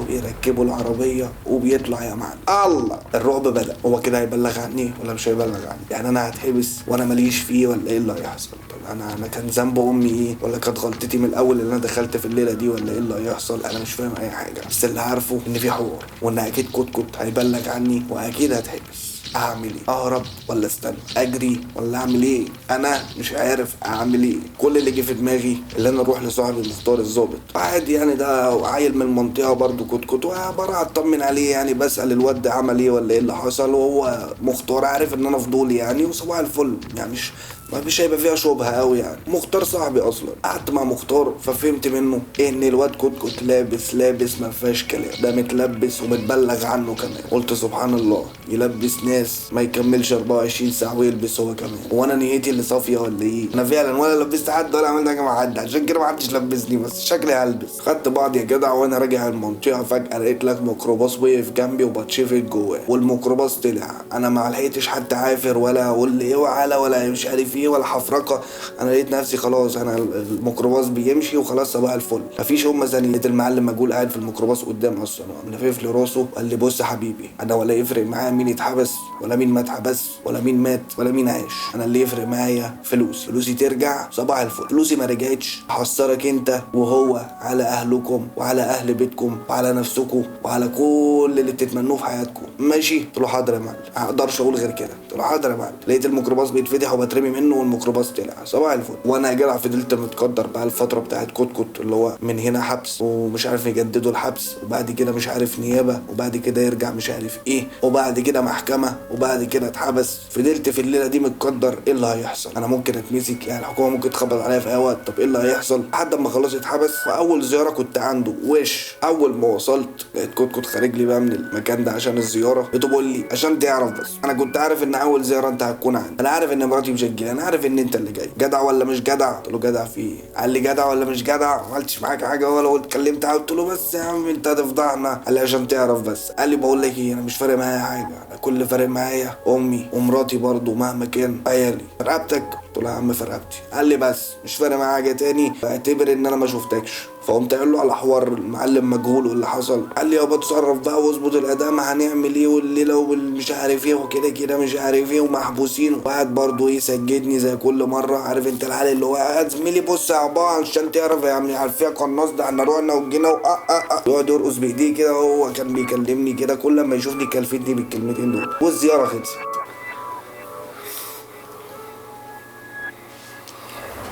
وانا بقى كل همي وكل تفكيري انا ازاي هرجع الفلوس لاستاذ مجهول ده. انا عارف ان انا بعت جرامات كتير وعملت كتير، بس الفلوس برضو عماله تروح في حاجات تيجي في حاجات مش عارف ايه. اللي محوشه ما يجيبش اللي المعلم عايزه. اجيبهم منين انا الكلام ده؟ لحد ما تعرفش بقى اللمبه بتاعت دماغي نورت فجاه ازاي. وجي في دماغي اهم لقطه ممكن اعملها. الواد اللي في القصر اللي كانت صعبانه عليا وكل همها ان هي نفسها تشوف ابنها، نفسها تعرف جراله ايه. ومن ساعه ما انا اتصلت من غير ما تعرف ان انا يعني وقلت لها على موضوع ان ابنها مات، هي هتموت على الجثه. يعني لو انا قلت لهم مثلا الجثه في المكان كذا وروح هاتوها وهات فلوس، مش هيقول لي لا. صباح الفل ندي للمعلم مجهول فلوسه واطلع انا تمام وكتكت في الحبس يبقى تمام وكله تمام التمام وزي الفل. اللمبه نورت في الحته دي. ومعلش برضه ام الواد ولا ابو الواد ده لو باعوا طاسه من اللي عندهم هيدوني حقها، هروح اديها للمعلم وخلص الموضوع. فمش هيفرق معاهم الفلوس او اللي يفرق معاهم ابنهم. بس اللقطه اجيب الجثه منين او اجيبها ازاي اصلا؟ طب هو مات اصلا ولا ما ماتش؟ انا مش عارف. بس دي اشياء بتعلق فيها وانا عمال افكر ازاي الجثه ومش الجثه. جه في دماغي اللمبه التانيه يا معلم. الظابط اللي في المشرحه اللي عامل نفسه بيكلم الميتين ده، ما هو ده ممكن يقدر يساعدني في ليله زي دي. يبقى كده عرفنا هنجيب الفلوس منين والجثه هو هيتصرف فيها. تاني يوم يا جدع انا ما كملتش تاني يوم، بس انا كنت سهران بفكر كده. تاني يوم كنت عنده على طول. بس كانت طريقتي غريبه طبعا. انا متلجم. انا مش متلجم، مرتبك. متكركب مرتبك. انا كنت مرتبك، مش عارف ليه عايز اقولها كده. انا كنت مرتبك. كنت لسه ما كلمتوش واقف في المشرحه مرتبك. وقيس فجاه انا لاقي لك دكتوره جايه عليا. انا مش عارف الوليه دي جت لي منين ولا ازاي. هي كانت موزه بصراحه جامده فشخ. لقيت الوقت كانت الدكتوره دي جايه عليا وتقول لي على فكره انا عارفه انت عايز ايه ومحتاج ايه وانا اللي اقدر اساعدك. وقامت سايبه لي رقمها وقامت مختفيه من قدامي. نعم ايه؟ هنقلبها عفاريت وشياطين ولا ايه؟ ما احنا كنا ماشيين حلو. ابص يمين ابص شمال مفيش دكتوره، خلاص اختفت. اعوذ بالله من الشيطان الرجيم. ده بجد انا لقيت نفسي باخد بعضي من المشرحه وبقلب في حاجه غلط. قمت ساحب نفسي من المشرحه ابص في الكارت الاقي فعلا مش عارف دكتورتي ورقمها وبتاع وكله تمام. طب ايه بقى؟ طب اتصل بيها ولا ما اتصلش؟ طب هي ازاي اختفت فجاه كده؟ طب ايه اللي حصل؟ طب انا اعمل ايه؟ بقيت خلاص دماغي هتشت. بقيت مرتبك. وفعلا هديت كده واتغديت وظبطت الدنيا وهديت اموري وكله تمام. والموضوع بقى ايه يعني دماغي بقت هاديه. ترات. فقررت ان خلاص انا هكلمها. كلمتها. الو ايوه يا موزع. ايوه هو حضرتك سايبه لي بقى الكارت ليه وعايزه مني ايه وليه قلت لي الكلام زي كده؟ قالت لي انا عارفه انت عايز ايه. انت اكيد عايز حاجه شمال. انا بعرفكم وببقى حافظه شكلكم. قول لي محتاج ايه. قلت لها انا محتاج اقابلك في المشرحه او بره المشرحه. المهم ان انا عايز احكي لك موقف كامل كده وانت ممكن تقدري تساعديني فيه. قالت لي خلاص انت بكره تعالى لي المشرحه الساعه كذا نتقابل ونتكلم. تاني يوم كنت عندها في الميعاد اللي قالت لي عليه. رحت قابلتها في المكتب. حكيت لها الموقف كله وحكيت لها كل حاجه. وهي زي ما تكون ايه ما صدقت ولا هي عايزه كده. انا مش فاهمها. بس اللي انا فاهمه ان في حاجه غلط من الست دي. بس انا مش قادر افهم ايه. بس انا معاكي وهكمل الموضوع الاخر وافهم فيه. ما عنديش اي مشاكل. بعد ما خلصت معاها كلام خارجين من المكتب بتاعها لقيت في ناس ماسكه البتاع ده وفي جثه معاهم وواقفين قدامها. لا دكتوره الحاله دي لسه جايه من سجن مش عارف ايه ولازم تستلميها. فبترفع الملايه من على وش الجثه. وهنا كانت المفاجاه يا صديقي. لقيت جثه كتكت انا اول ما شفت الجثه لقيت نفسي بقول لها احا الرساله مبعوتها لي، هم اللي قتلوه هم اللي قتلوه. لقيتها هي بتحط ايديها على ابوها، قامت مدخله المكنه، قالت لي في ايه بس، في ايه، اهدى هتودينا في داهيه، في ايه؟ فقلت لها لا دي جثه واحد صاحبي اللي قتلوه هو المعلم مجهول اللي حكيت لك عليه اللي عايز الفلوس ومش عارف ايه، انا هعمل ايه؟ قالت لي يا ابني اصبر طب خليك في المكتب ثانيه واحده وانا هرجع لك. وقامت سايباني وقامت خارجه. مفيش ما عداش نص ساعه بالظبط او ساعه الا ربع ولقيتها جايه وتقول لي يا ابني اكد لك مليون في الميه ان ده انتحار، انا اتاكدت من الجثه دلوقتي وباكد لك اكتر ومليون في الميه ان ده مش قتل، اسمع اللي بقول لك عليه. انا طبعا خدت كلامها فيشتك هوا، وانا متاكد مليون في الميه ان المعلم مجهول هو اللي قتله عشان يبعت لي رساله اللي هو هات الفلوس يا معلم عشان ما يحصلكش كده واحده واحده، لان هو بالنسبه له مش هيفرق معاه، هو كده كده في الحبس فكده كده مش هيفيده، فاما يقتله ويخوفني انا هترعب فهديله فلوسه. لقيت نفسي عايز اكد لنفسي فشخ، وفعلا رحت السجن تاني يوم على طول وقعدت اسال بقى العساكر والظباط وايه اللي حصل ومش اللي حصل. المهم كله اكد لي مليون في الميه ان هو انتحر، كل الشهود وكل حاجه بتاكد ان كوت انتحر اصلا مش اتقتل. كوت ما اتقتلش، كوت انتحر، كله بيقول لي كده، بس انا برضو اللي في دماغي. والموضوع ده خلى موضوع الجثه اللي انا عايز اعمله لازم اعمله. انا بقيت خلاص ما قداميش حل غير ان اعمل حوار الجثه ده واجيب الفلوس واديها للراجل عشان اخلص، عشان انا مش عايزه يقتلني ولا عايز الحوارات دي تحصل، عشان مش عايز ادخل نفسي في الليله دي وهي الليله دي مش بتاعتي. انا ايه اللي خلاني اتص في نظري واخد الحاجه دي واعمل الموقف ده؟ يا ريتني ما كنت عملته. في نفس اليوم لقيت الدكتوره بتكلمني بتقول لي ده انتحار، اتاكد. هتعمل ايه النهارده؟ اوعى تعمل موقف يوديك في داهيه او يخليك تخسر نفسك. قلت لها انا كل اللي اعمله ان انا هروح اعزى الواد كوت وبعد كده ما نشوف. قالت لي طب اصبر انا هجيلك ونروح العزا مع بعض ونقعد نتكلم ونتفق. قلت لها خلاص ماشي. فعلا الدكتوره جات لي وخدتها ورحنا العزا. بس في العزا مراته كانت زي ما تكون فرحانه فيه بنت الفجره دي، مبسوطه ان جوزها مات، وانا ما اعرفش ليه ايه اللي معصبني من المره دي ان هي متضايقه ان جوزها مات. الدكتوره حست بيا شويه اللي انا متغاظ من الست دي، فقالت لي اهدى ومالكش دعوه، ممكن يكون كان في بينهم مشاكل، هدي امورك وانت ليه بس متعصب كده، وقعدت تهديني. المهم هديت. ما اعرفش ايه السر في الدكتوره ده اللي هي كل ما تقول لي حاجه اسمع كلامها كده، فبحس انها بتعرف تهديني مع اني لسه عارفها. لا طبعا لو انا واقف في العزا انا شايف ناس على ناصيه الشارع، الناس دي غريبه، الناس دي اول مره اشوفها، واقفين وباصين لي جامد، بحس ان هم مرقدين لي على حاجه. احي عشان يكون المعلم مجهول اللي باعتهم، الناس دي اللي جايبها. طب هو ليه هيقتلني؟ ما انا لسه ما جبتلوش الفلوس، هو عايز يقتلني ولا بيخوفني ولا ايه نظامه؟ قمت رايح على الدكتوره قلت لها شفتي اهو الناس دي غريبه من المنطقه، والناس دي واقفه بتبص عليا ومركزه معايا عشان تعرف ان الدور عليا، عشان تصدقني ده مش انتحار ده قتل. المهم برضو الدكتوره قامت مهدياني وركبنا العربيه ومشينا ورا عربيه الحنوتي قصدي، لحد ما وصلنا لمكان الدفن وكله تمام وظبطنا الدنيا. واول ما رجعت تفكير كان صعب فشخ، كنتش عارف افكر اصلا. انا لازم ابعد عن موضوع تعليم البيانو والكلام ده، وابعد عن القصر والبيت ده خالص عشان اقدر انفذ موضوع الجثه. مش هعرف انفذه طول ما انا قريب منهم كده، اكيد هيشكوا فيا. بس المشكله ان لو هفكر في الاخطاء فانا في اخطاء كتير فشخ حواليا اصلا. لو سبت المكان هيقولوا اشمعنى ساب المكان دلوقتي، بقى اكيد في حاجه. لو فضلت فيه برضو العيون كلها عليا واكيد هيبقى في حاجه. ده غير صاحبي اللي لسه ميت كان فاهمني مع بعضينا وممسوك في ليله سودا يعني. ده غير ان انا بدات اشك ان كتير لاحظوا ان انا بروح المشرحه كتير، بالاخص من ساعه ما الدكتوره دي طلعت لي في المقدر، معرفش طلعت لي منين. لازم افكر بالراحه جدا وبهدوء جدا، لازم اعتبر نفسي لواء اركان حرب وبحط خطه او استراتيجيه الحرب. لازم اظبط كل حاجه بالمسطره، لازم ما اغلطش. ونمت وانا قاعد بفكر في كل ده. ساعتها على باب البيت بيخبط. اول ما فتحت لقيت الدكتوره في وشي، واول ما شافتني لقيتها اترمت في حضني وبتعيط. الله، ايه كده الموضوع يتفهم غلط. انا مش فاهم اي حاجه بس استغليت الفرصه. قمت لها بقول لك ايه، هو اشمعنى فجاه كده تظهري لي وتقولي لي انا عارفه كل حاجه وعايزه تساعديني باي طريقه وعماله تهدي فيا وبتطلعي لي في كل حته، هو في ايه؟ وبعدين باين عليكي طيبه وبنت ناس، ليه عايزه تساعديني في حاجه زي كده؟ مش مقتنع ان انت عايزه تساعديني في الغلط. في ايه؟ لقيتها وهي عماله تعيط وهي لسه في حضني. انا ما اعرفش ليه مرميه في حضني عموما. بتقول لي انا طول عمري متربيه على الصح، متربيه على كل حاجه في مكانها الطبيعي، سواء اخواتي او خطيبي او والدي كلهم ظباط. وفي يوم كنت بكلم خطيبي في الموبايل وهو نسي الموبايل شغال، وانا حبيت اسمعه اشوفه هيقول ايه عني ولا ايه اللي هيحصل. انت عارف فضول البنات. ساعتها هو كان مع والدي في المكتب بتاعه، واكتشفت ان هم بيشتغلوا في حاجات شمال، سواء خطيبي او والدي او حتى اخواتي. كل القريبين مني طلعوا بيخدعوني، كانت عايشه في خيال مش موجود على ارض الواقع. الجمال اللي انا عايشاه والصح اللي انا عايشاه كل ده طلع مبني على غلط. انا كنت فاكراهم ملايكه بس طلعوا شياطين، فقررت ابعد عنهم واشتغل في المشرحه. على الاقل ميتين ولا بيكذبوا ولا بيسرقوا ولا بيعملوا غلط. بس لما شفتك في المشرحه انا شكيت فيك جدا، وكان عندي فضول اعرف حكايتك. وفعلا لما عرفت حكايتك انت احسن منهم بكتير جدا، وحسيت انك مظلوم، دخلت في مشاكل مش بتاعتك زيي، وحسيت ان انا عايز اساعدك باي طريقه. على الاقل انت ولا قتلت لا اغتصبت ولا موت ولا بتودي ناس غلابه في داهيه، مجرد واحد فكرت مش اكتر. انا معاك في اي حاجه لحد اما تخلص من اللي انت فيه. ما اعرفش ليه انا عايز اعمل معاك كده، بس حاسه ان هشوف الحقيقه في عينيك وفي افعالك، عشان كده انا معاك. وانت عندك خطه لموضوع الجثه دي ولا انت فكرت في كده بس؟ قلت لها بصي انا عندي خطه جميله كده. تخيلي كده صياد قاعد بيصطاد في البحر وبيشوف اكل عيشه او رايح يتشل شويه، فجاه لقى جثه في البحر، وشاف في الاخبار ان عيله كبيره جدا بتدور على ابنهم، يقوم مخبي الجثه لحد اما الدنيا تهدى. اما الدنيا تهدى يتصل بالعيله يقول لهم الجثه عندي، بس في المقابل نص مليون جنيه. يدوا الصياد النص، هم ياخدوا الجثه والكل يرتاح، العيله معاهم ابنهم وانا ادفع للمجهول والباقي كله ليكي، وخلص الموضوع. قالت لي وطبعا الجثه دي شغلتي. قلت لها بالظبط شغلتك انت تجيبي لنا الجثه. قالت لي بس دي مش سهله. قلت لها حاولي بس وما تقلقيش هتعرفي تعملي كده. قالت لي طيب مفيش اي مشاكل، بس ازاي هيتاكدوا ان دي جثته؟ قلت لها لا لو في دي ما تقلقيش، انا معايا كل حاجته، معايا البطايق ومعايا المحفظه ومعايا الحاجات اللي كانت معاه ومعايا ساعته ومعايا كل حاجه، ما تقلقيش. بعد كده قلت لها صحيح الساعه انا ناسيها في محل الرهانات عند عم سمير. قالت لي خلاص مفيش مشاكل نجيبها الصبح بدري يعني. قالت لي على فكره صدق ان انت جميل او امور قوي وقامت بايساني. في حاجه غريبه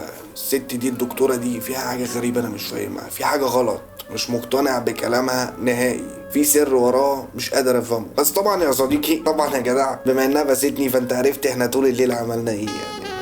ومنصور ما كانش موجود عشان انا فاهمني الواد اللي هيشغل دماغه وقال لي هو كان بيتفرج عليك ولا ايه. المهم يعني كده عرفنا ايه اللي حصل طول الليل. الصبح يا معلم صحيت ما لقيتهاش موجوده، خدت بعضي وطلعت على عم سمير، جبت الساعه وقمت طالع على المشرحه، هي خدتها مني وانا رجعت البيت، واتفقنا مع بعض ان هنتقابل بالليل بعد ما كل واحد يخلص شغله، واجيب الموبايل بتاع الواد معايا كمان. وفعلا بالليل اتقابلنا في مطعم، بعتت لي العنوان بتاعه. اول ما دخلت لقيتها بتديني الساعه متخرشمه مع الساعه طالعه ديك ابوها. ببص للساعه كويس كده قالت لي ايه لازم يبقى شكلها كده، لازم شكلها يبقى كده، ما كانت تحت الميه والجثه غطسانه بقى وحوارات وبتاع. قلت لها ايوه صح. وبعد كده انت بتقول لي يلا بينا بقى نطلع على اي مكان هادي كده عشان نكلمهم في الموبايل. وفعلا عملنا كده ورحنا مكان هادي. الو معايا جثه ابنكم، ولو كلمتوا الحكومه مش هتشوفوا الجثه تاني، استنوا التعليمات يا بابا. قمت في وشه وقلت بس هي دي بقى الفرصه الوحيده اللي انا اروح للمعلم مجهول افهمه ان كل حاجه تمام وفلوسك هتبقى عندك عشان ايه احسن يتهور ولا حاجه. فعلا رحت على هناك، وصلت المحل البار ده اللي في المعادي. ايوه حضرتك في واحد بالشكل كذا كذا كذا كذا؟ مفيش يا عم. في كذا كذا؟ مفيش يا حاج. كذا؟ مفيش. بوصل له ازاي ده بقى؟ ما هو كده اللي بيعرف يوصل لي وانا مش عارف اوصل له ازاي. قمت طالع على بيت كتكوت، قلبت المكان لحد ما عرفت اقفش موبايله، وفريت التليفون لحد ما لقيت رقم المعلم مجهول. اتصلت بيه يا باشا في 1 2 3 وعايز اقابلك. قال لي عربيه هتيجي تاخدك. عربيه خدتني، رحت على هناك يا معلم. انا اول ما دخلت انا داخل مكان رعب، مكان مرعب فشخ، مكتب ورجاله قاعده في كل حته وكله قاعد بيعد فلوس واللي ماسك دفاتر وبيكتب وحاجات غريبه. المعلم مجهول قاعد على المكتب بتاعه قال لي اتفضل يا حبيبي هات لي الدفتر يا ابني. دفتر؟ هو ما يعرفش ان الدفتر ده بيكتب فيه كل حاجه يعني، لو اتمسك الدفتر ده اساسا هيبقى فيه رقم العملاء ورقم كل حاجه. المعلم مجهول يروح في داهيه، بس هم المعلمين كده اولد سكول فشخ. فاول ما جاب الدفتر فبقول له يا معلم هو كتكوت؟ قال لي مش عايز اسمع كلام ولا كتكوت ولا ما كتكوتش، انت عليك 60,000 يا ابني. قلت له 60 ايه يا حاج ما كانوا 50. لقيته رفع عيني كده، هو كان باصص للدفتر اصلا، لقيته بص لي كده فاهمني بصة رعب بقى.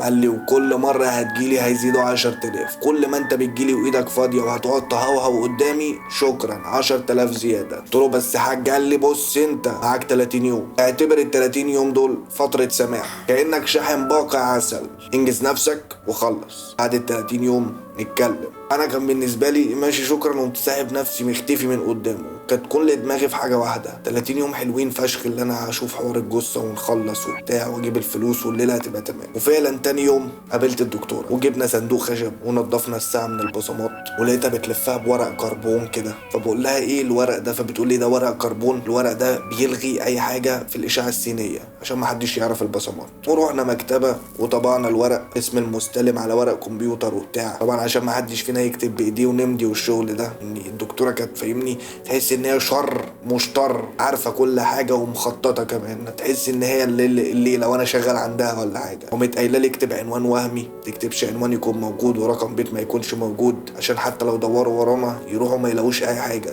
وقالت لي هتروح على البريد وتبعت الكلام ده. وصلتني لحد البريد، انا واقف انا مش عايز ادخل ومرعوب ادخل، اللي هو طب ايه لحسن حد يشوفني، كاميرا تشوفني، طب ابعت عيل من الشارع يروح يبعته اني، بس برضه الواحد ما يضمنش العيال الصغيره دي. طب اوقف واحد ما ممكن يقول لي سين وجيم وليه وامتى، وطب ما تخش انت يا عم الحاج. بقتش عارف اعمل ايه. من هنا لقينا قمت راكب العربيه تاني، قلت لها بقول لك ايه اطلعي. قالت لي مش قلت لها لا اطلعي، انا هختار اي يوم يكون في قبض معاشات، هيكون المكان زحمه والناس كتير، اخش في وسط الزحمه دي ابعته وخلاص. قالت لي ده هي كلها ايه بكره هيبقى قبض، روح يا معلم بكره. ما جاتش على كده، وفعلا دخلت في وسط زحمه المعاشات، حب ابعت البريد صباح الفل دان قعد. وما بقاش ورايا في الايام اللي بعدها غير ان اروح ادي درس البيانو وراقب العيله دي بتفكر في ايه وبتدور عليهم ما وراهمش غير ان هم ماسكين الموبايل ومستنيين مكالمتي، وانا طبعا عامل عبيط ومقضيها دروس بيانو وبره عني اي كلام. فضلت كده لحد اما الجواب وصل. اول ما وصلهم البريد كده احنا تمينا المهمه. هنا بقى هنبدا الخطوه الثانيه من الخطه. قابلت الدكتوره وفهمتني اساليب الضغط، علمتني يعني ايه تتكلم في التليفون وتفضل صامت كده ما تتكلمش وتخلي اللي قدامك على اعصابه، ازاي اهددهم في مكالمه واخوفهم بجد. بصراحه انا كنت فاكر ان الشر بيجي بالتدريج، عشان ما اكدبش عليك يا جدع. كنت فاكر ان مثلا لما تتخبط في حياتك مره واتنين وعشرة، واحد يخونك واحده تخونك، واحد يكرهك واحده تكرهك، ويحصل الشر بيتكون جواك. بس طلع غلط. طلع الخير هو اللي عملية بطيئة بتحصل مع الزمن. كل ما بتغلط وكل ما بتبوظ وكل ما بيحصل لك خيانة وكل ما بيحصل لك كره، بتتعلم ازاي تعمل الخير مش تعمل الشر. انما الشر هو جوانا اصلا. الشر ده فيروس قاعد جوانا مستني بس حد يلمسه عشان ينفر ويعيش ويكبر. لو خدت بالك هتلاقينا دايما في دماغنا بنفكر في الشر. يحصل اي حاجة تعرف بقى، لو تجاب رقبته حشه كده اقتله، تعرف لو حصل مش عارف ايه هروح ضربه على طول، هبص اخش عليه اكسر الدنيا. احنا الشر جوانا اصلا يا جدع، وسهل جدا ان احنا نظهره. انما الخير صعب، وصعب اللي اي حد يظهر الخير اللي فيه. بس الصراحه السؤال اللي كنت بساله لنفسي انا والدكتوره، نتحسب على ايه، خير ولا شر اللي احنا بنعمله ده؟ واللي كنت مركز فيه اكتر ان احنا دلوقتي في لعبه شطرنج، خطوه واحده بس يا جدع غلط وكش مات كله هيطلع عيني. غلطة واحدة بس. والدكتورة بقى بدأت تسألني الأسئلة الصعبة. هو لون شعره كان ايه؟ طوله، وزنه، عينيه، حواجبه. وانا ايش فكرني بكل الكلام ده؟ انا كنت مسحول. عربية بوم طخ بخ نار، بشيل واحد لقيت كيس خدته جريت. انا ملحقتش اركز في التفاصيل دي كلها. لقيتها بتقولي عشان يبقى في جثة يبقى لازم في معلومات دقيقة، وطبعا انا معرفتش افيدها بأي معلومات دقيقة. بس فضلنا الايام اللي بعدها في مكالمات مع اهل الواد او اهل الجثه. كنت بكلمهم في اليوم اكتر من مره وفي اوقات مختلفه، مفيش ميعاد محدد بكلمهم فيه. كل اللي كنت بديهولهم في المكالمات دي كلها صمت، هدوء، رعب، خوف. لحد ما في مكالمه ابوه اعصابه فلتت منه خلاص، وقام قاعد يشتم وانت ابن المش عارف ايه، رد يا ابن المش عارف ايه، وقام قافل المكالمه في وشي. اول ما الدكتوره عرفت قالت لي كده احنا وصلنا هنا عايزينه، عدي عليا. اول ما رحت لها وبتاع قالت لي يلا يلا بسرعه احنا لسه هنقعد نسلم وبتاع، احنا طالعين عندنا مشوار لمقابر العزيز، ولو حصل اي حاجه واحنا هناك احنا بنزور قبر جدي عادي جدا. تمام؟ قلت لها تمام. قربنا خلاص لقيتها بتقول لي بقول لك ايه، اهدى بقى عشان طريقتك معصباني مخلينا كاننا بنعمل حاجه غلط، فانت اهدى، حاول تتمالك اعصابك. احنا مش مجرمين، خلي في دماغك ان احنا بنساعد اهل الولد عشان يلاقوا راحه بالهم وعشان يناموا مرتاحين، فاحنا ما بنعملش حاجه غلط.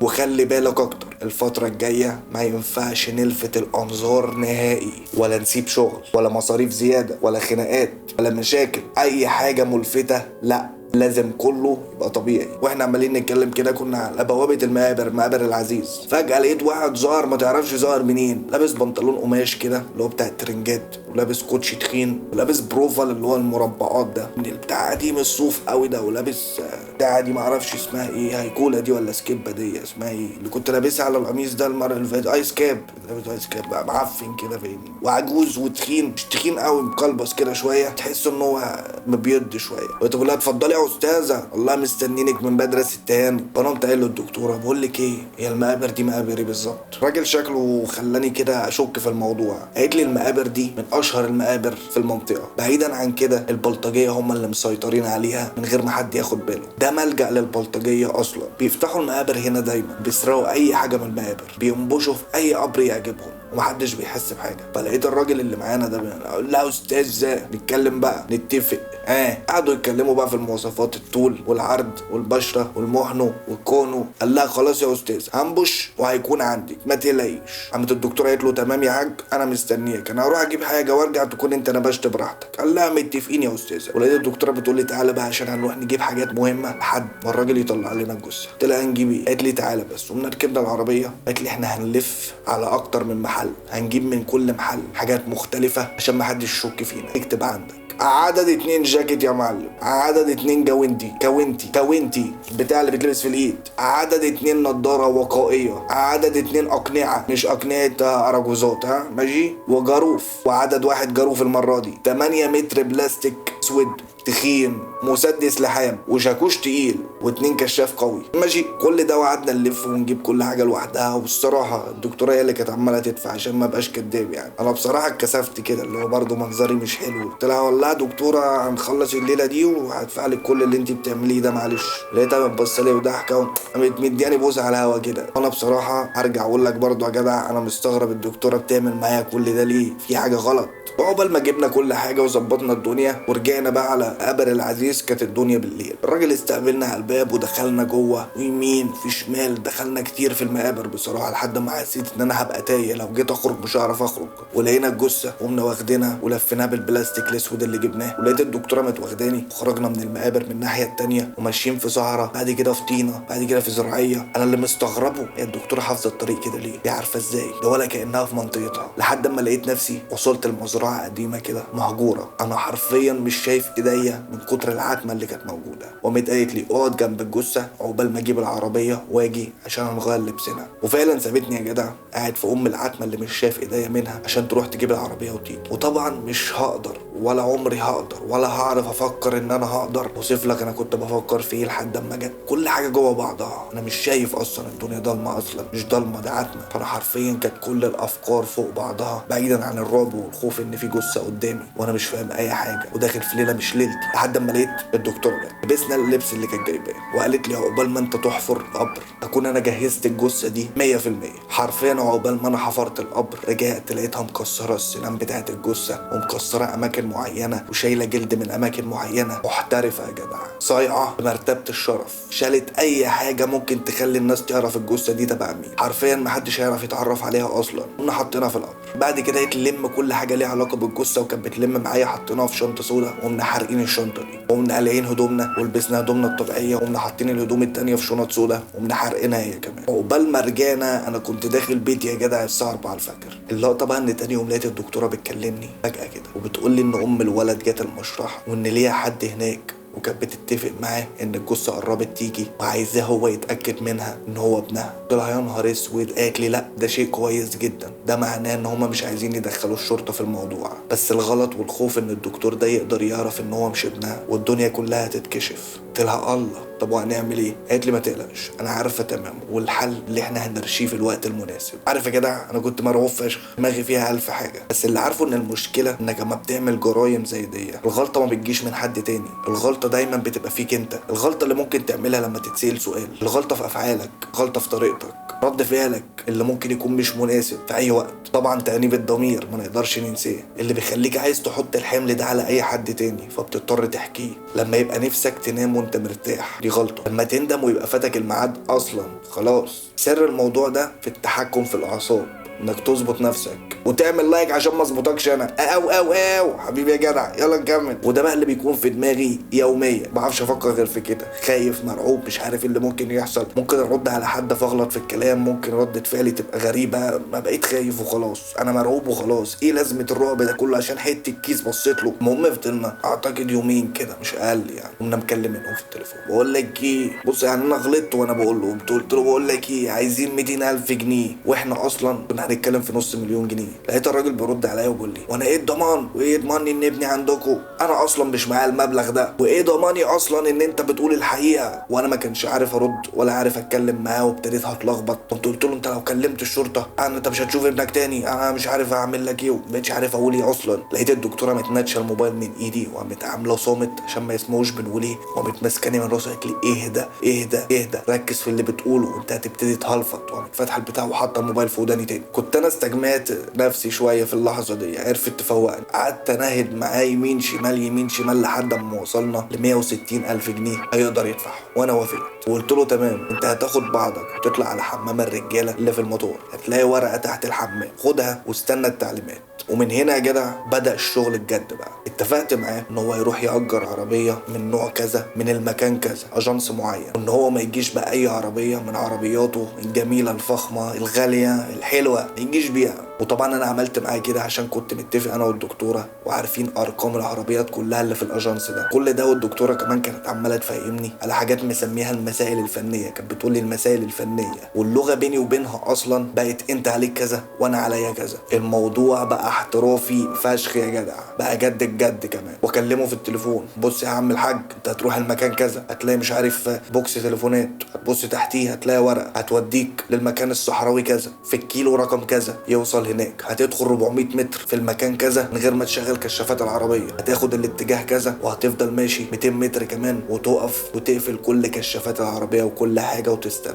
وانا والدكتوره اصلا كنا في مكان كاشفين المكان كله وشايفينه من ساعه ما دخل الصحراء لحد ما وصل للمكان اللي احنا عايزين نوصله فيه. اول ما وصل المكان كنت لابس القناع والدكتوره قالت لي يلا اتحرك. انا حرفيا وانا رايح له انا مش شايف الطريق، مش شايف الارض اصلا، الدنيا عتمه فشخ ومش هينفع افتح كشاف ويشوفني ويعرف انا جاي منين والكلام ده، لحد ما وصلت لباب العربيه. اول ما وصلت عند باب العربيه قمت فاتح الكشاف اللي في ايدي في وشه عشان يبقى شايف الكشاف ومش شايفني. فلوس فين؟ الفلوس في الشنطه اللي جنبي على الكرسي. قلت له انزل من العربيه. انزل. نازل من العربيه، سبته كده وقمت قافل الكشاف، فتح باب العربيه وقفله كذا مره على اساس ان احنا كذا واحد. اول ما ركبت العربيه لقيته بيسالني ويقول لي طب ابني فين؟ ابني فين؟ قلت له التعليمات هتجيلك، خليك ساكت وامشي في الاتجاه اللي على يمينك لمده ساعه هتوصل للطريق. قمت واخد العربيه وماشي. اول ما وصلت للدكتوره كانت مستنيه عربيه تانية، قمنا فاتحين شنطه الفلوس، خدنا الفلوس اللي فيها من غير ما نحرك الشنطه ولا ناخدها، حطيناها في شنط بلاستيك. قمنا حاطين الشنطه البلاستيك في عربيتنا والدكتوره كانت داخله جوه العربيه وقعدت تمسح وتنظف كل البصمات، كل حاجه ممكن تتخيل ان هي توصله لينا او نكون غلطنا وعملناها. قمنا راكبين العربيه بتاعت الدكتوره وطايرين على البيت يا معلم. وتمت المهمه بنجاح يا جدع.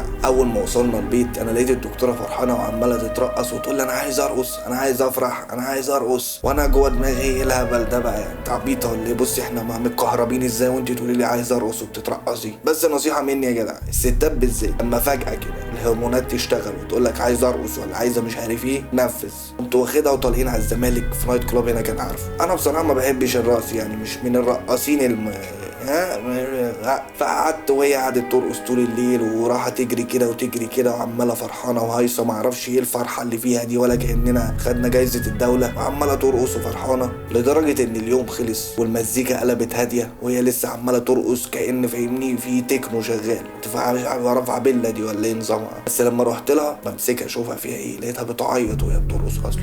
اشم ريحه بقها يا جدع عليها سكرانه سكرانه.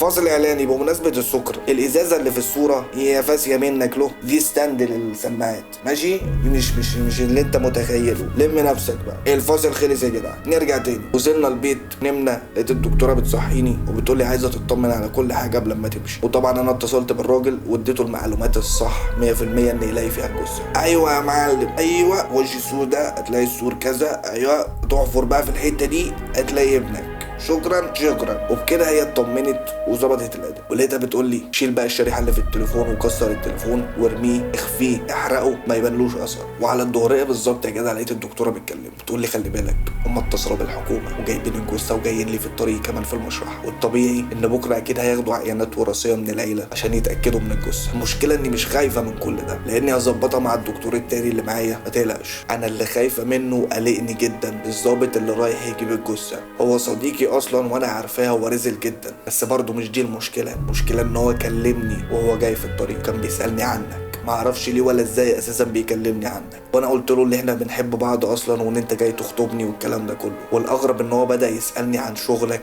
وعن اسمك وسنك وحاجات غريبه. وانا يا جدع قفلت معاه المكالمه وهشوخي بيبي على نفسي، مش بيبي ميه ولا بيبي يعني اي بيبي وخلاص. المهم في قرف بيحصل، انا خايف مرعوب مش عارف ايه اللي هيحصل، في حاجه غلط.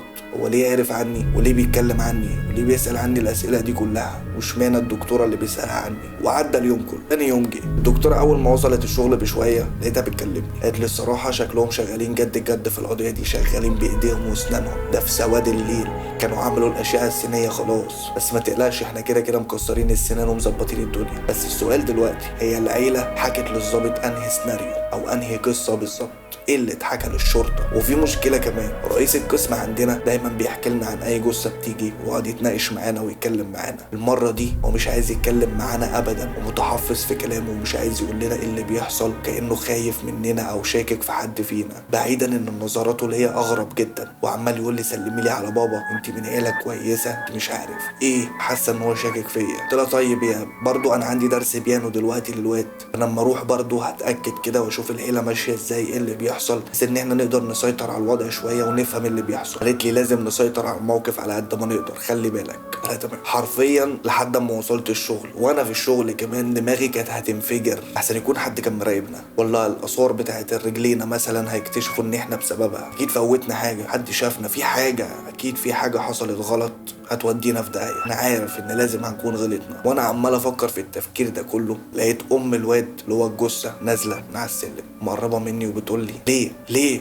انا سمعت الكلمتين دول يا جدع، انا كنت مرعوب رعبه زي الزفت. ليه يبقى انا كده خلاص؟ بقول لها ليه ايه يا فندم، مش فاهم. تقول لي ليه يقتلوا ابني، ليه يعملوا كل ده، انا كل اللي عايزاه ابني يدفن دفنه محترمه، مش عايزه اكتر من كده، ليه الحكومه تدخل وليه كل ده يحصل؟ قلت لها يا فندم طيب ما يعني انت ممكن تخلي الشرطه ما تعملش حاجه مثلا وتدفنوا الجثه على طول، انا ما اقدرش يعني، مش عارف يعني، بس يعني الله يرحمه. لقيتها متمعيطه ومتسايباني. في اللحظه دي لقيت الدكتوره بتكلمني، اول ما رديت عليها لقيتها بتقول لي التحقيق اتقفل يا جدع خلاص. قلت لها نعم، ده اللي هو ازاي؟ قالت لي ناس غنيه نعمل ايه؟ قلت لها لا مش فاهم ازاي اتقفل مره واحده كده. قالت لي ما احنا عارفين ومتعودين، الناس الغنيه دايما تقدر تقفل اي حاجه مهما كانت، ما عندهاش حاجه اسمها مستحيل، تعرف تخش القسم عندنا وتعمل اي حاجه وعمرها ما هتحسسك ان دي رشوه. هم عمرهم اصلا وهم بيتكلموا مع حد ان يجيبوا سيره كلمه فلوس، ما بيجيبوش السيره دي اصلا، يخلوك دايما تحس ان اللي هتعمله ده كانه خدمه، وانك كده بتعمل الصح، انك كده بتساعد الناس. على طول بيبدلوا كلمه فلوس بتعويض،